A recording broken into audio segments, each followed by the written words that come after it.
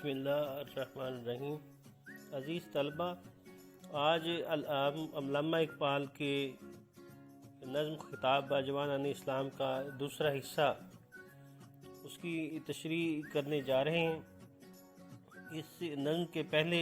6 شعروں کی تشریح کل ہم نے کی تھی اور اس سے آگے جو ہے ہم اس کی تشریح کرنے جا رہے ہیں۔ تو اگلے شعر میں علامہ اقبال فرماتے ہیں کہ تجھے آواز سے اپنے کوئی نسبت ہو نہیں سکتی کہ تو گفتار وہ کردار تو ثابت وہ سیارہ۔ تو عزیز طلبہ، اس شعر میں علامہ اقبال نے ایک تقابل کی، ایک موازنے کی کیفیت پیدا کر دی ہے اور بتایا کہ اے نوجوان، تمہاری کیفیت کیا ہے کہ تجھے اپنے آباء و اجداد سے، اپنے آباء سے کوئی نسبت نہیں ہے۔ کیوں؟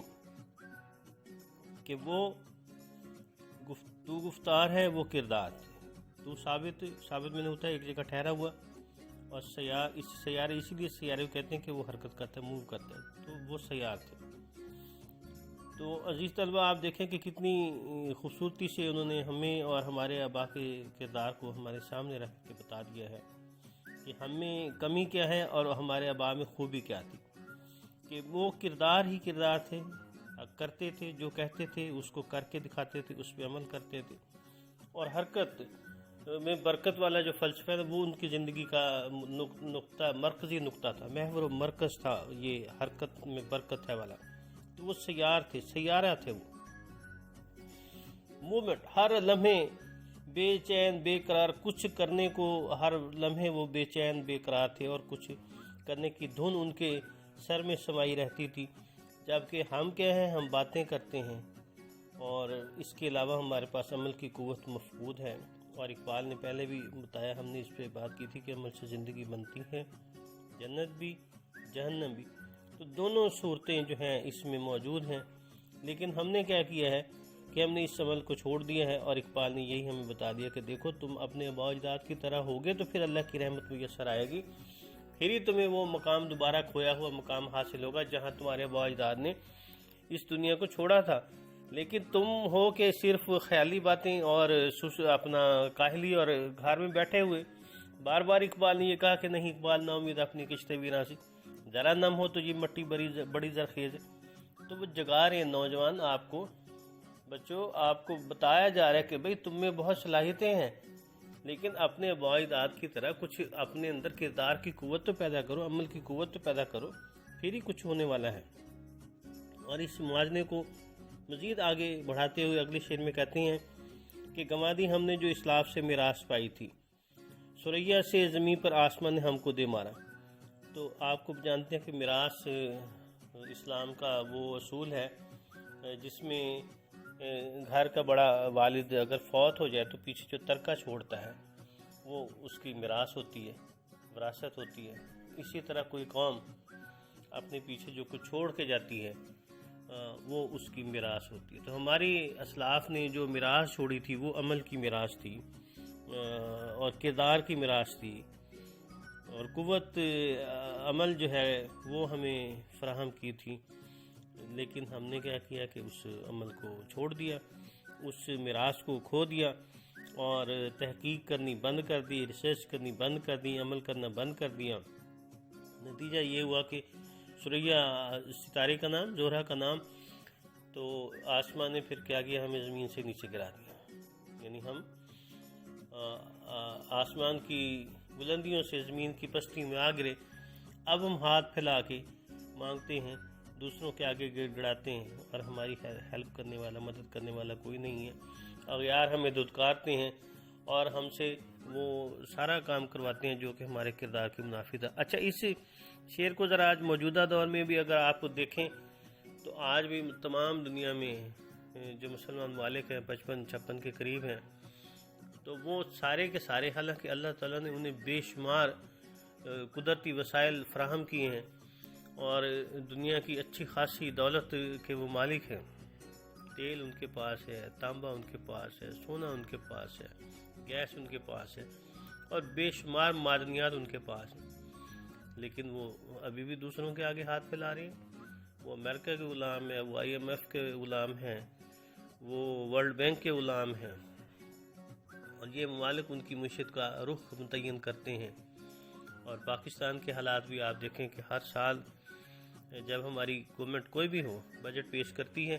تو IMF کے جا کے اس کو قرض لینا پڑتا ہے، اس کی قسط اسی قرض سے واپس کی جاتی ہے، قرض ملک کے اوپر اور چڑھ جاتا ہے، پاکستان کے بچے پیدا ہونے والے جو ہیں اس کے مخلوص ہو چکے ہیں وغیرہ وغیرہ۔ اس ساری صورتحال پہ اگر آپ نظر ڈالیں گے تو اس میں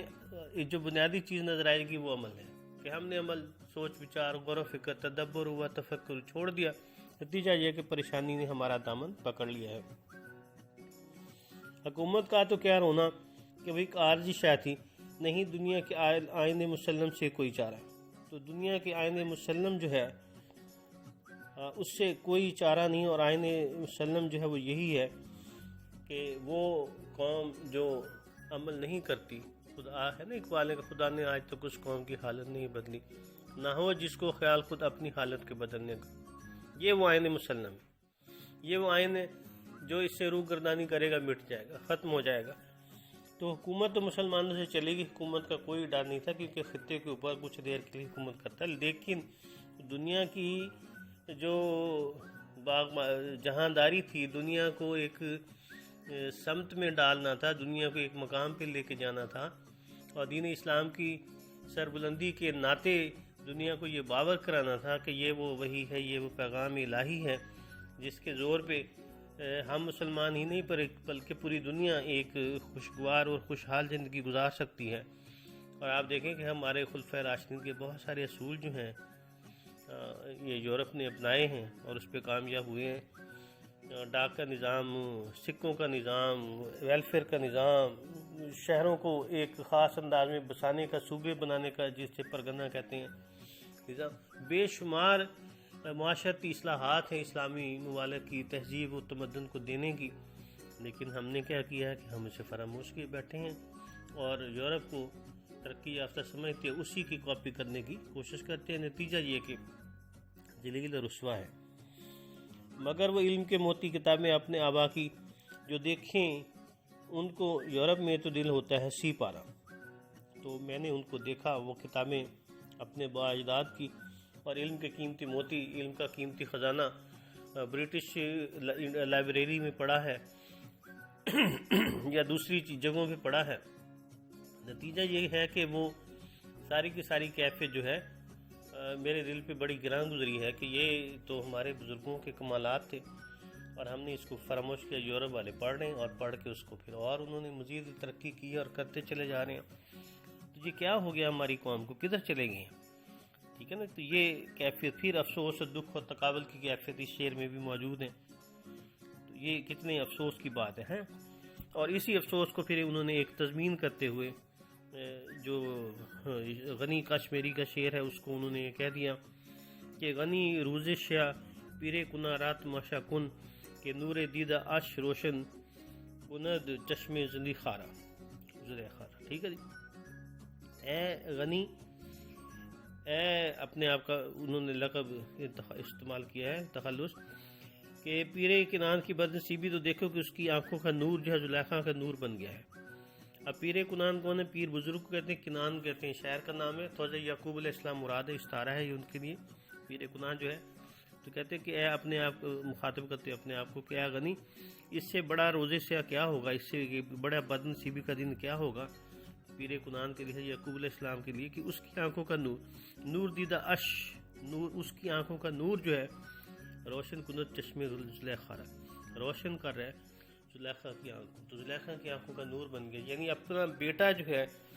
جو باپ کی آنکھوں کا نور ہوتا ہے، وہ اب کسی اور کی آنکھوں کا نور بن گیا۔ تو یہ مثال دے کے غنی کشمیری کے شعر کی انہوں نے بتانے کی کوشش کی کہ وہ علم کا سرمایہ جو ہماری آنکھوں کا نور تھا، یورپ کی آنکھوں کا نور ہے، یورپ کی آنکھیں اس سے نور ہوئی ہیں، یورپ اس سے فائدہ اٹھا رہا ہے، اور یہ فائدہ تو اقبال کے دور میں بہت کم تھا۔ آج دیکھیں کہ دنیا کہاں سے کہاں چلی گئی ہے۔ آج یہ چھوٹا سا آلہ جس کے اوپر یہ ریکارڈنگ ہو رہی ہے، آپ دیکھیں کہ یہ کبھی سوچا جا سکتا تھا کہ اس طرح کی کیفیت پیدا ہوگی اور یوں حالات ہو جائیں گے، لیکن دیکھیں کہ دنیا نے، یورپ نے اور یہ اقوام مغرب نے کتنی ترقی حاصل کر لی ہے اور کہاں سے کہاں جو ہے معاملات کو انہوں نے پہنچا دیا ہے۔ تو یہ بیٹے جو ہے نا دیکھنے کی ضرورت ہے۔ اچھا، یہ آپ کا کام جو ہے نا یہ ہے کہ ایک تو اس نظم کا مرکزی خیال آپ نے دیکھنا ہے، اور یہ 2 شعر جو ہیں